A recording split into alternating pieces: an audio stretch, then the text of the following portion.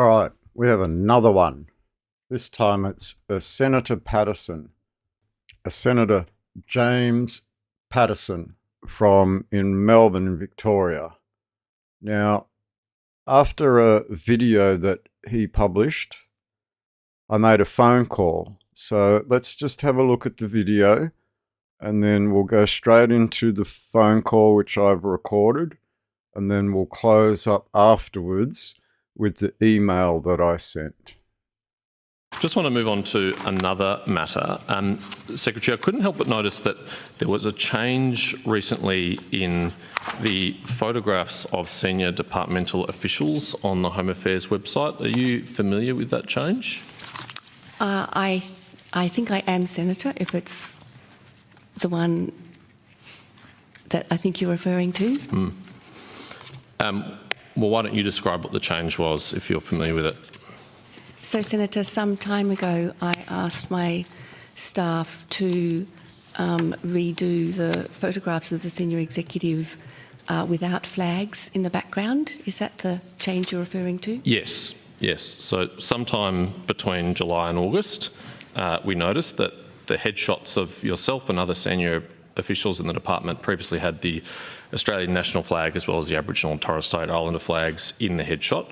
And then after that period, they're no longer in the headshot. What was the reason for removing the flags from the headshots? Senator, I wanted to have photos that were less formal. Right. As far as I can tell, the photos themselves haven't changed. It's the same photos. The only thing that's changed is the flags have been removed. How does removing the flags assist with informal photos, and what's the purpose of having informal photos on the department's website? Senator, I think having photographs against a background of flags gives a certain formality to the photo. As you know, as part of our cultural reform, I've been working hard to make sure that the senior executive are very accessible to staff. It was one small change that I thought might assist with that program.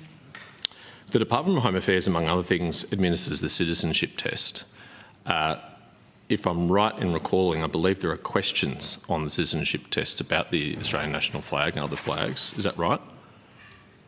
I believe that's right, Senator. I don't have the details with me. Yeah. The department, more than any other department of the Commonwealth, is responsible for making sure new citizens understand the importance of our national symbols, are educated about our history, our national symbols. Why is the department uncomfortable appearing in photographs with the Australian national flag and other flags? Not at all uncomfortable, Senator. I've explained the rationale between me removing them. Right. It doesn't look to me like new photographs were taken. Presumably you've assigned someone to Photoshop and remove these flags from the backdrop of the existing photos, is that right? I don't know how it was technically done, Senator. Okay, well, you obviously issued the instructions for it to happen. What did your staff tell you when they said they would go on? But they obviously didn't tell you, well, you need to get a sit down for a new photo, so how did they tell you they were going to do so? They didn't, Senator. Right. You haven't wondered, how many of your staff have spent time on photoshopping these? No, Senator. Which function of the department performed the task? I'd have to ask Ms Sharp if she could help me with that, but we have an area, Senator, which maintains our website and does sort of external-facing media. If Ms Sharp could assist, that'd be great. And for the assistance of the committee, I might table the before and after photos. Thank you. Ms Sharp, could you shed light on who was assigned to this task of removing the flag from the headshots? Senator Sophie Sharp, Deputy Secretary Executive. It's our Media and Communications area, Senator. Yep. Are you familiar with how they removed the flag? Did they use Photoshop or some other service? Not the technical detail, no, Senator. No, but presumably they digitally altered the photos because new photos weren't taken? Presumably, yes. How long did it take to complete the task? Senator, we'd have to take that on notice. Yeah. Did you have any conversation with the minister, either the previous minister or the new minister, about this issue? No, I didn't, Senator. And what about the minister's staff? No, Senator. No, so just this is a spontaneous initiative of your own to remove the flags? It is indeed, Senator. In July and August, the department was dealing with some pretty big issues, continues to deal with some big issues, whether it's the released cohort of non-citizen offenders or whether it was Palestinian visas or boats getting through to the Australian mainland. Was this really a high priority for the department at a time like that? So, Senator, in terms of executive focus, it occupied very little time, and whilst I'll have to take on notice how big the technical job was, I'm struggling to believe it was much work. I think it's an interesting demonstration of priorities that taking the flag off the headshots on the website was a priority for you and the department at a time when the department was failing to refer AAT cases to the minister. You had to surge extra resources to a part of the department to make sure that happened after going for hundreds, if not thousands of days in some instances of failing to refer cases. This is really the priority for the Department of Home and Affairs at a time like this? Senator, as I said, it was a very small issue which took very little of my time and effort. I have no concerns about my capacity to focus on the big issues facing the department and do that. On previous occasions where I've questioned you on the performance of the department on things like the AAT referrals issue, you've said that resources is a factor, that you're very constrained. And yet again, this is the priority that you've assigned employees of the department. There's nothing better that they could be doing with their time rather than photoshopping the flags out of headshots? So, Senator, I think the folks who assisted with taking flags out of the photographs clearly would not have been able to assist us with AAT referrals. As you note, we have surged a considerable number of resources, and we're looking forward to talking to you about our progress on that issue when we get to outcome 2. Likewise, thank you.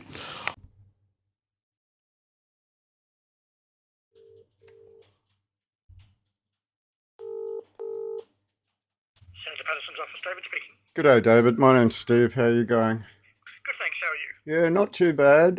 Just a little bit perturbed about something that I've seen on the internet relating your senator. Sure. It's in relation to this Australian flag on senior staff portraits. Yes. Is it an act of treason to go editing photos of the past and remove the flags of your authority from behind your executive branch? No. Why is this occurring? I don't know why it's occurring. You've obviously seen the Secretary's evidence, but it's not treason. Right. Do you want to know why it's occurring? Go on. In 1967, a foreign power moved into this country and lowered our Admiralty ensign on the 1st of March 1967.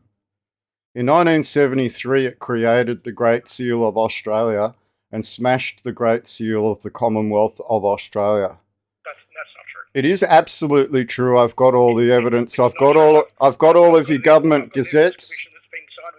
I've got all your government gazettes. I've got all the legislations. I've built up an entire history of it. The Great Seal of Australia was created in 1973. The Great Seal of the Commonwealth of Australia was smashed and replaced with the Great Seal of Australia. That's because of the patriation of the Crown. No, it's not. It's because of the rules of usufruct under the Hague Conventions, Article 55 under Hague 4 War on Land. That usufruct, or that administration, has come to an end of usufruct. And this is the reason your Great Seal just changed again after 50 years. And this is the reason they are now backtracking away from a flag of administration. I wouldn't be surprised if in the coming weeks you start to see the introduction of a whole new flag. I wouldn't be surprised. I would be quite surprised given the Flag Act of 1996, but I'll keep an eye out for it. What, the Flags Act of 1954 that ties in... 1996. Yeah, but the Flags Act of 1954 is where that started, isn't it? So Yes, they can't change without them. you introduced a foreign flag in 1954 to undermine the country in a role of usufruct, right? And now I'm watching your senator on the parliamentary floor in a committee worried about why they're photoshopping the flag out of existing photos. That's a serious thing, isn't it? They didn't go and take new photos. They photoshopped the past. Are they able to Photoshop anything else? Do we trust you if you can Photoshop out evidence? Do you see what I'm getting at? These are not new... Look, I do, and I appreciate your feedback. I'm glad you found the senator's questions worthwhile. Well, I find them more than worthwhile. I see the country being dismantled by this government at the end of usufruct. Insolvency at the end of a bankruptcy.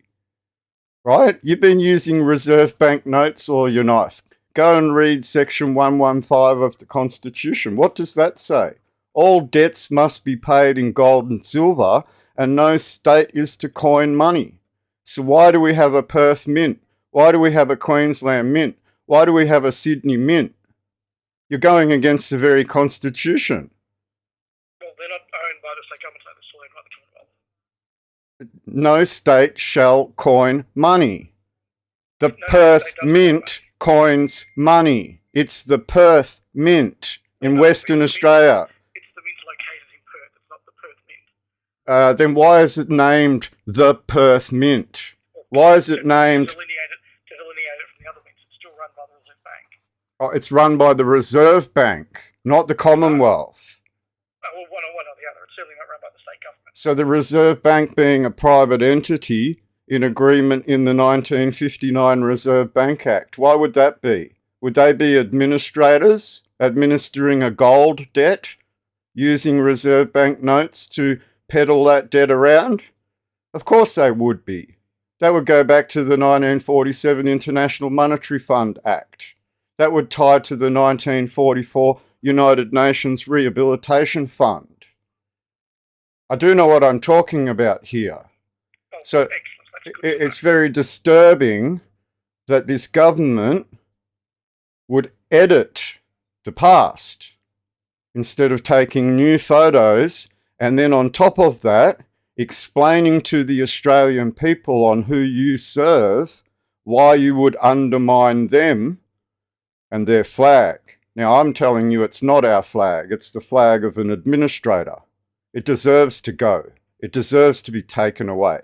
It deserves to be burnt. We deserve to have our red standard put back on our land that our Anzac died for. Right? You flew a red standard on top of Parliament House up until 1954. And then some administering power came and put their flag on our building. Our building. Right? This is serious in that you've just had the Great Seal of Australia changed to remove the monarch from it. So are we no longer royal? Have we lost any royalty? What are you going to tell all those Royal Australian regiments? Are you going to call them Royal Aboriginal regiments? 102,000 men died for this.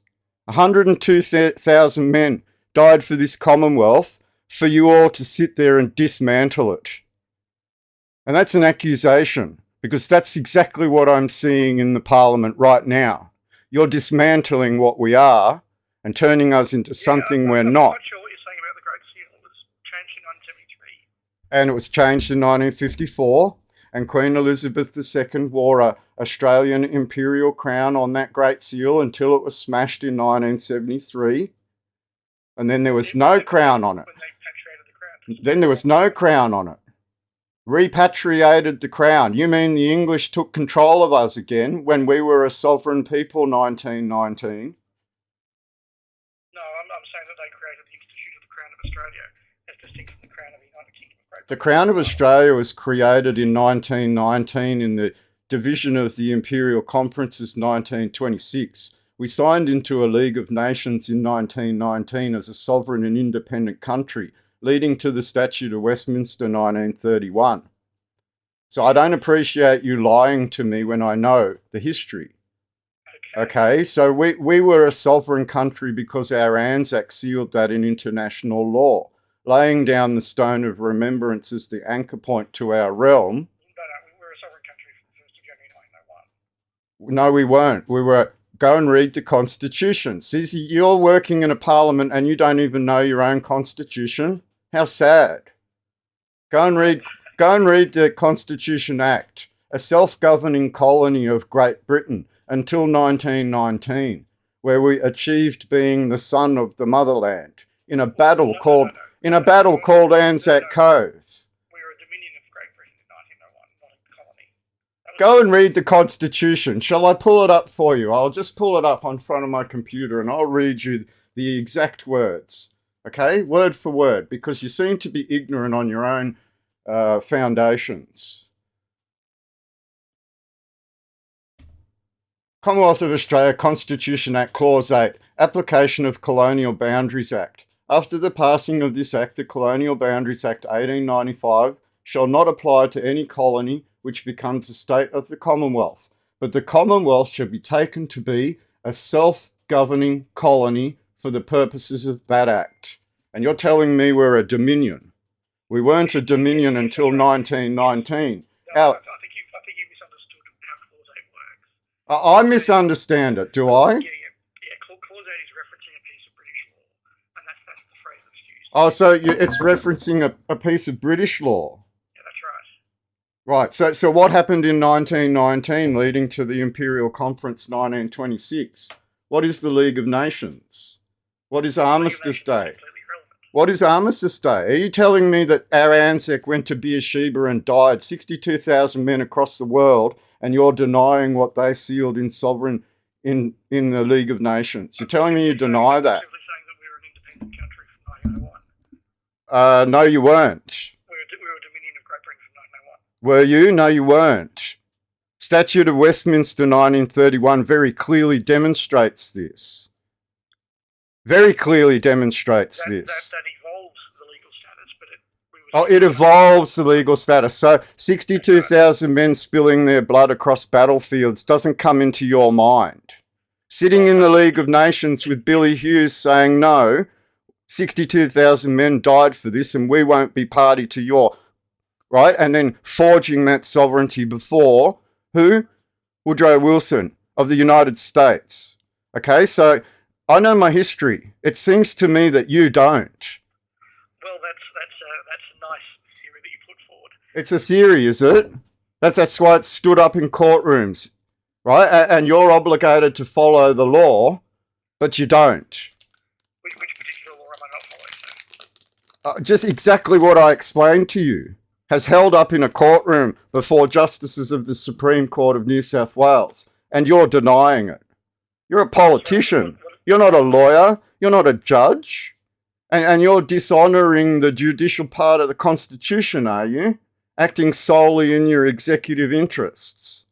You've completely lost me on that one. I'm not quite sure what rabbit hole you've gone down there. You're lost because you're uneducated on your own history. That's why you're lost.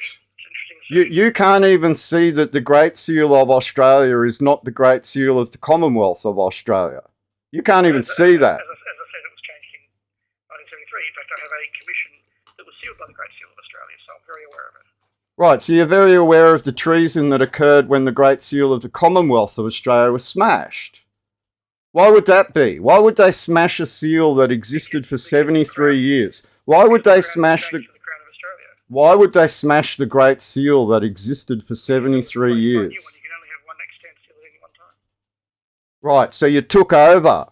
You took over the Commonwealth as Australia after lowering the Admiralty ensign 1st of March 1967 on behalf of the United States. Would you be a Zionist-controlled parliament that's lost control?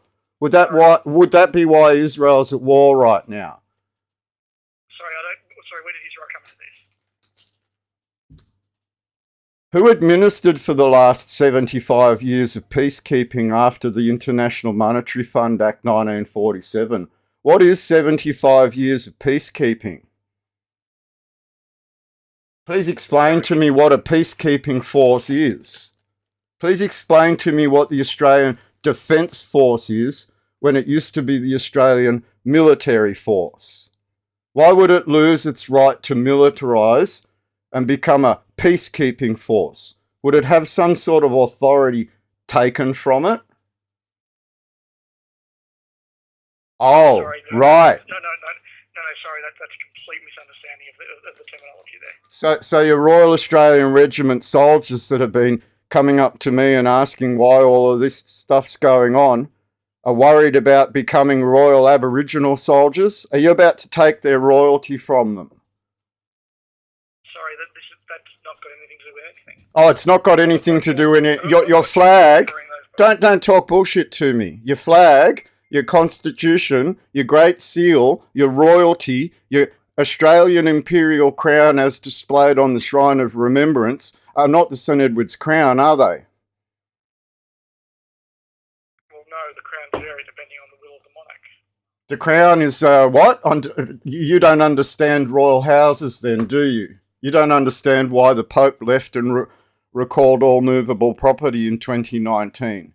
You don't understand what pulling the stakeholders' agreement out of underneath it all means. You can't see why you're now scrambling financially and Israel's gone to war. You can't see that. No, I can't see the links you're drawing. That's all. You can't see that we've been... You're mentioning a lot of very fancy phrases, but I can't quite see the links. Oh, I'm mentioning a lot of fancy phrases. Is that the way you denigrate from the truth? Is it? They're fancy phrases. They're not technical legal statements. They're fancy phrases. That's exactly Well, I'm making technical legal statements and I'm making an accusation that you don't know what they are. Well, you can make that accusation if you wish. Well, explain to me why we're in the situation we're in with The Voice. Explain to me what's going on in the lockdown. Explain to me why you poisoned everyone. Explain to me what the change was. What do you mean by poison everyone? You injected 20 million people with a poison. Okay, look, I think we're well and truly down the rabbit hole now. Rabbit hole. I asked you about a flag and why you won't fly it anymore. And we went down a rabbit hole because you're ignorant. We went down... Do you always talk over the top of people to shut them up? Is that the way that politicians work? See, you're doing it again. You won't listen. You'll speak while I'm speaking. And I've got evidence of every politician doing this. Are you trained to do that? I'm just saying that the Australian flag flies over Parliament House every day, so I'm not quite sure what flag you feel. So why won't the executive branch put it behind them in their photographs anymore? That's a very good question. Right, I just told you why, and you're ignoring what I told you. Right, and I'll point something else out in the Constitution, seeing as you're so ignorant of it. Chapter 1, the Parliament, right? Part 2, the Senate. That's where the senator sits, right? And he's obligated to all those clauses. Okay? Chapter 2, the executive government. They hide behind closed doors in Prime Minister and Cabinet and the Federal Executive Council, and they don't tell you what's going on because under the Constitution, they have no obligation to tell you what's going on. You're senators. You're in a different chapter of the Constitution, right? So we as the people question Chapter 2 of the Constitution. Is this a lawful executive power? Because I'm accusing you that it isn't. You're saying Chapter 2 of the Constitution isn't lawful? No. I'm saying that Chapter 2 is lawful. I'm saying under Section 61 executive power, the power that exists in that executive is not the lawful de jure power of our Constitution 1901. They are a foreign executive branch that moved in here in 1967, smashed our Great Seal to administer our country under United Nations model law. Sorry, I don't understand who these people are that are doing this. You haven't explained. You don't understand who these people are that are doing this. So the Pope recalled all movable property. What does that mean?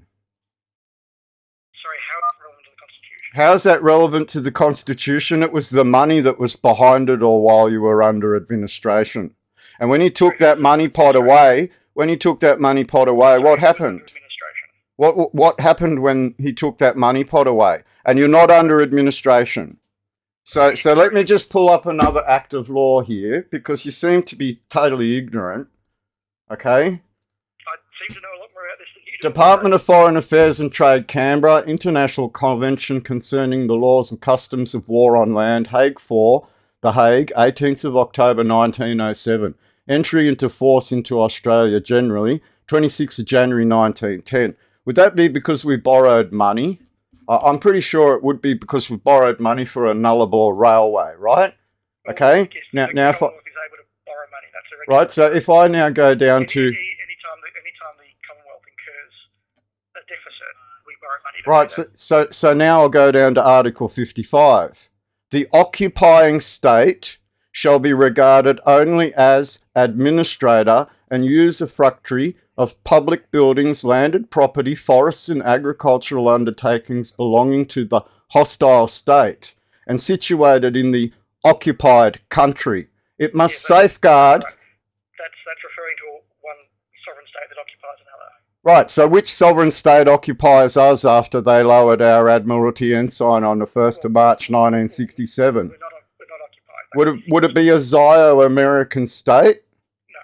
So where did Pine Gap come from in 1967? They were given permission by the government of Australia. Why were they given permission? Would they be the occupying state that shall be regarded only as administrator and usufruct? That is absolutely not the definition of an occupying state. So this is what Justice Lonergan of the Supreme Court acknowledged as being the truth. You are lying to me. You are lying to me. Look, I've given you a pretty good go. No. I've got this entire phone call recorded, and I've got all your lies, and I can go through them very clearly in a courtroom. That's fine. Look. Okay, I'm trying to work with you as senators to try and clean up the country. And if you want to deny that the executive branch of government is doing things behind your back that you are unaware of, you go ahead and deny that. But what I'm going to say to you very clearly is watch the next 18 months, because everything that I've said to you is going to come to fruition because of your ignorance in that parliament. It's like an idiocracy has taken over this country, and idiots run our country because they don't know our history. And that's a real shame, because what you're going to... I'm allowed to interpret it differently? No. I'm sorry, I'm not a politician. I pointed out another fact, and I'm going to go back to the Constitution to point it out. Chapter 3, the Judicature. 71, Judicial Power and Courts. Right? You're adherent to Chapter 3 of the Constitution, being under Chapter 1 of the Constitution. Are you denying that Chapter 3 of the Constitution defines specific things on the courtroom record? Are you denying that I'm telling you the truth? I got you in a hit here because you operate under Part 2 of the Constitution with blinkers on. Have you got blinkers on? Look, let me say, if things turn out the way you suggest in the next 18 months, I'll be very happy to say you were right. They already happened. Why did you COVID us? Why'd you lock us down? Why'd you give the police to the army? Why did you remove the emergency service and turn everyone into frontline responders? Is that a military attack on Australians, putting us onto frontline battlefields instead of emergency response? You call everyone frontline responders now. That's an entire change in language. That's 100 years of using a specific language of emergency services to turn them into frontline responders while you attacked us with a poison. Are we on the front line? Are we on a front line? Are we on a battlefield front line? Answer the question. No, I think that there's really nothing I can say that's going to convince you. So you've had over 20 That's because you're ignorant. And it's very clearly been pointed out to you that you just keep rabbiting on to try and cover your tracks. You don't want to accept that the Judicature made decisions. You don't want to accept that the executive government is doing things behind your back. I think we've gone around these circles quite enough now. You don't want to accept these things. No, I don't accept what you're saying. But right, so I'm just going to publish this audio because I've recorded your entire conversation, right? And I've expected you to sort of look at the Constitution and you deny it. I've expected you to look at international conventions you're obligated to and you deny it. Sir, I'm trying politely in this conversation. Yeah, you just want to end the conversation. You don't want to address the problem that's in front of you because you can't, can you? I'm happy to note your feedback. Oh, I'm happy to note your feedback. I've pointed out that you've committed a criminal offence. Well, I haven't. Not you particularly, Good. but I'm not even the senator. What I'm pointing out is that the criminal offence came out of the executive branches of government, and they're behind closed doors in the Federal Executive Council. You don't even know what they're doing.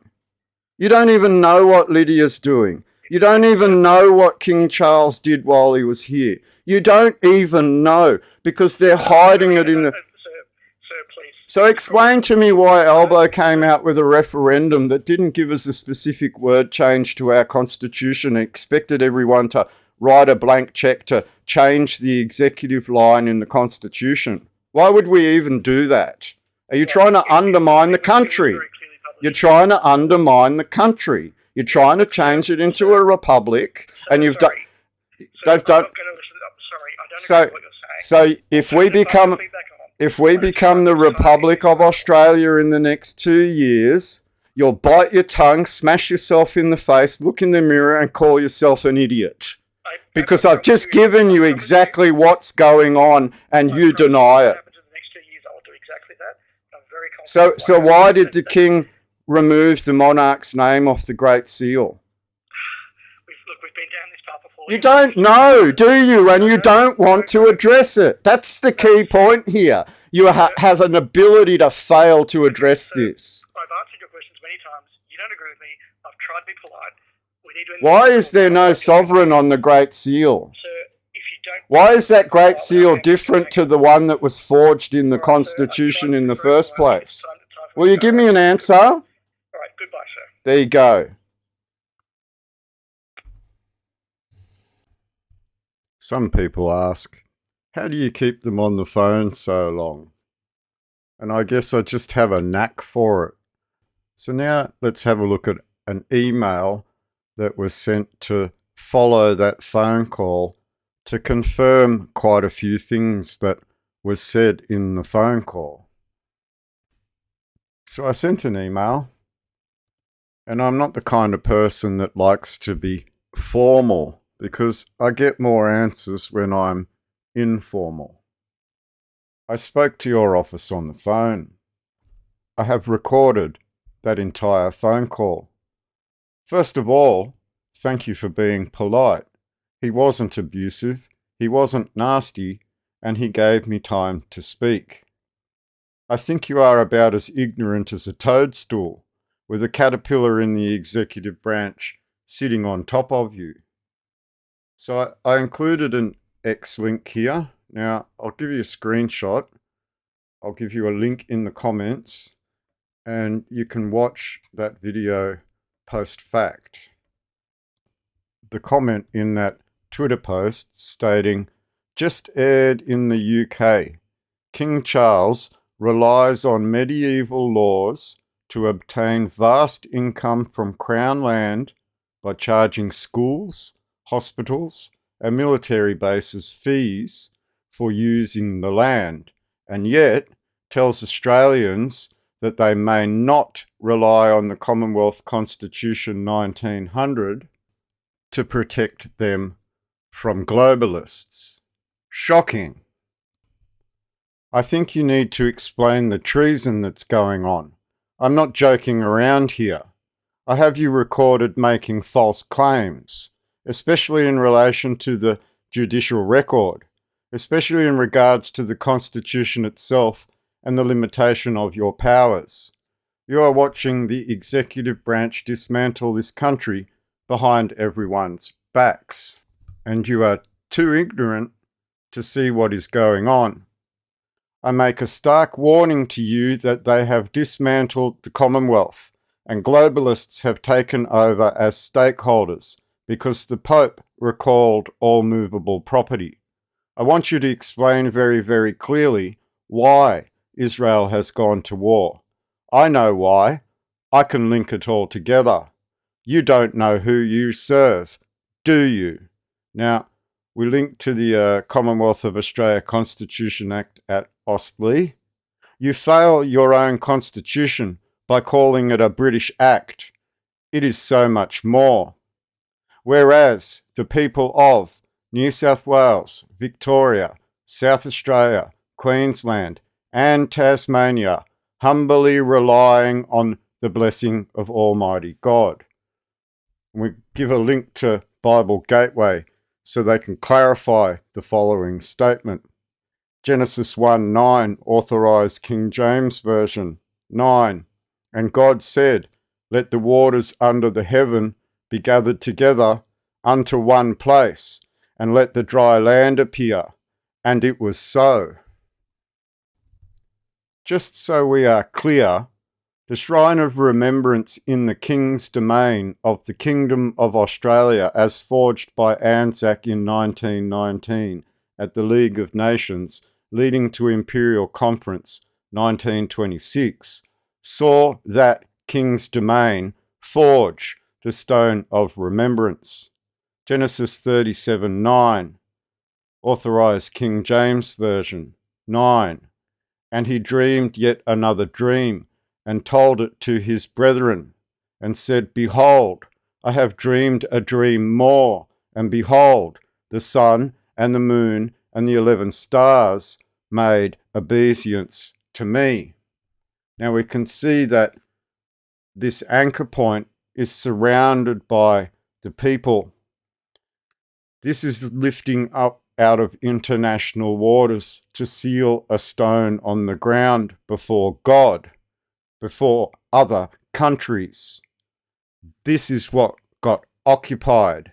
This is the cornerstone of our realm.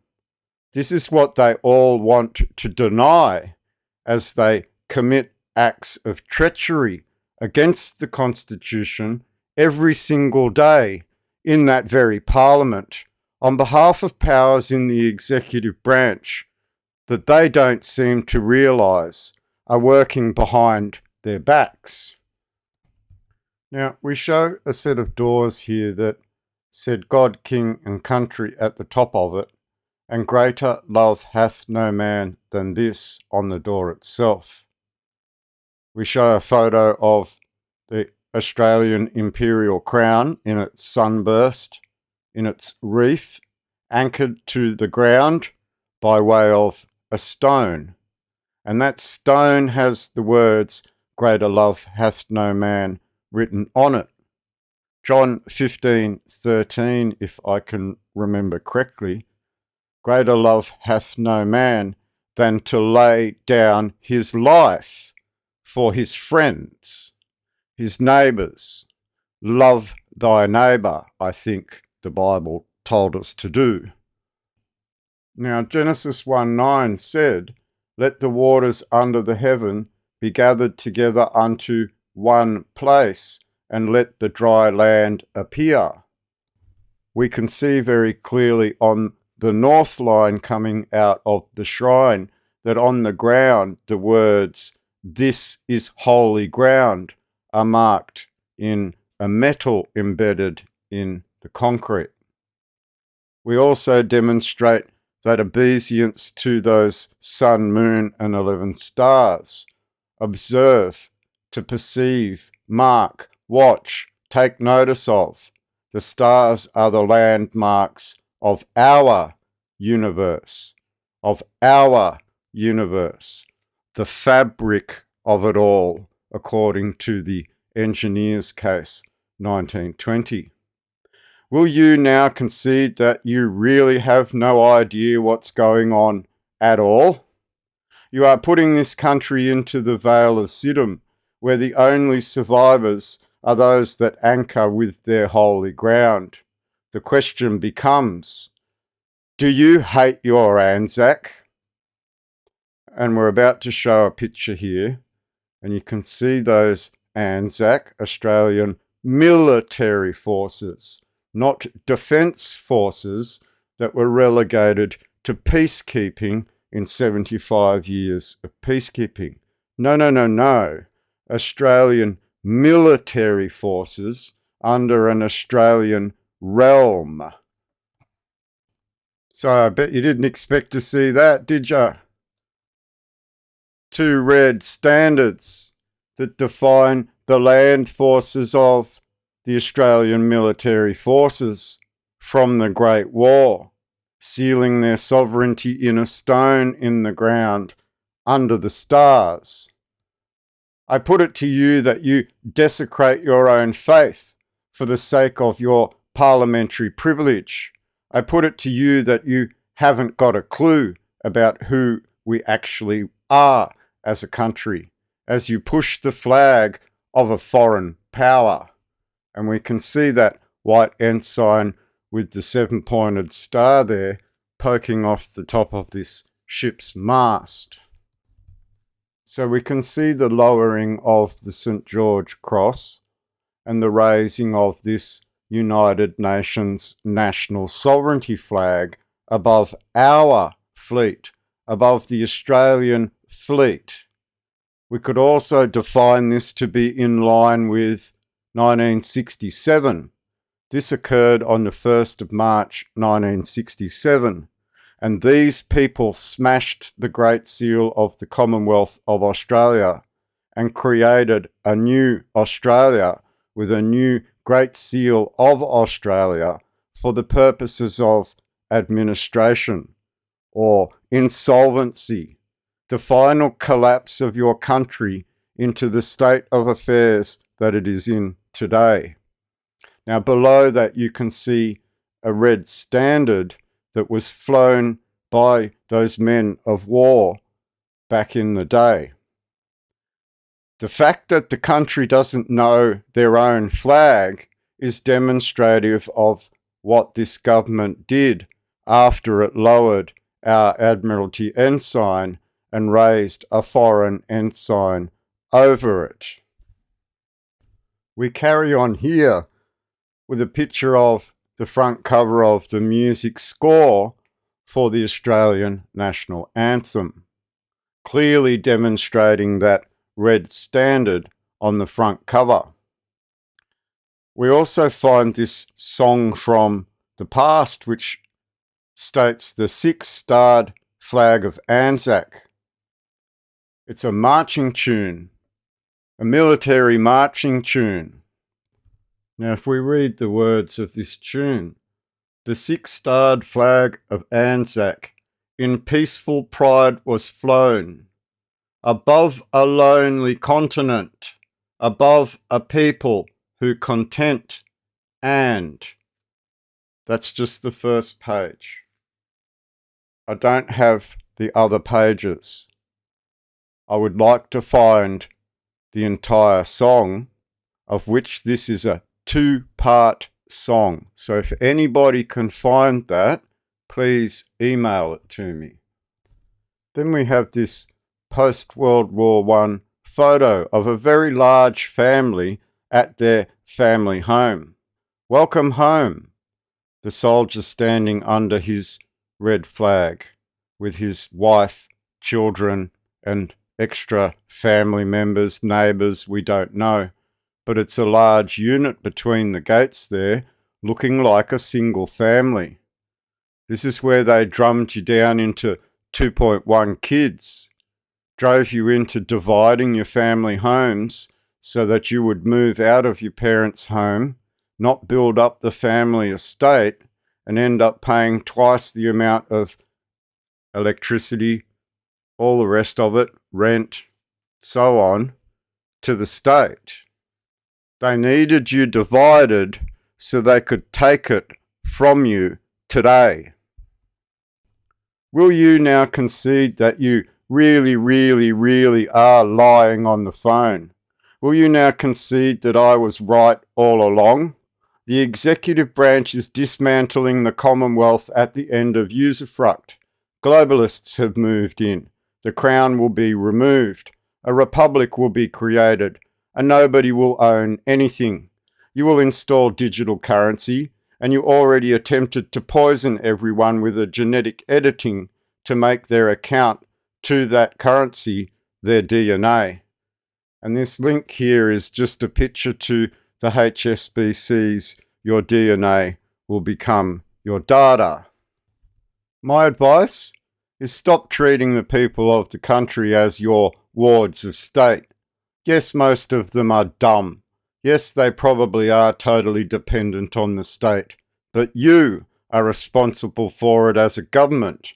The Australian government dumbed down the population to take advantage of it. You need to realise not everyone out here is dumb. You poisoned 20 million people. Now we link here to the Criminal Code 1995 Volume 2. Go down to 268.95, War Crime, Medical Procedure. We are already compiling cases for the Federal Court. Named names, named crimes. Time to realise. And then this is a link to King Charles authorising the change of the Great Seal of Australia, which is not the Great Seal of the Commonwealth of Australia, and removing any indication of a monarchy at all. This is the removal of a monarchy by a foreign power, by a foreign power. You don't know what is going on, do you? So what we come to realise here is that these politicians are all the same. Ignorant of your own history, ignorant of the foundations of law, ignorant of the constitution at which they are supposed to operate under, ignorant of the lineage defined in the war memorial in front of their parliamentary building, ignorant of the foundations defined at the Treaty of Versailles, ignorant of the imperial conferences, ignorant of the Statute of Westminster. All these things divided our Commonwealth away from the British Empire. All of these things defined us to be sovereign and independent country on an international stage. This is why King Charles III isn't our king. He never was. He was merely in an office of administration under the rules of usufruct, dividing your country apart, bankrupting it, till you could come to this point where you no longer exist in a world where globalists were your enemy. Globalists were the ones that were interested in dismantling your constitution, dumbing you down, making you their wards of state, taking all your assets from you, and threatened you. You will own nothing. Then they put you on the front line and called you frontline responders. Called you frontline responders on the front lines of a battlefield in no man's land. In no man's land. The Hague, the Netherlands, nether, none, Netherland, no man's land. I want you to think about what these people do every day in their ignorance. Now, as we move forward, your donations help. We prepare documents to go to these courts. We define the crimes in video so that you can all see what is going on.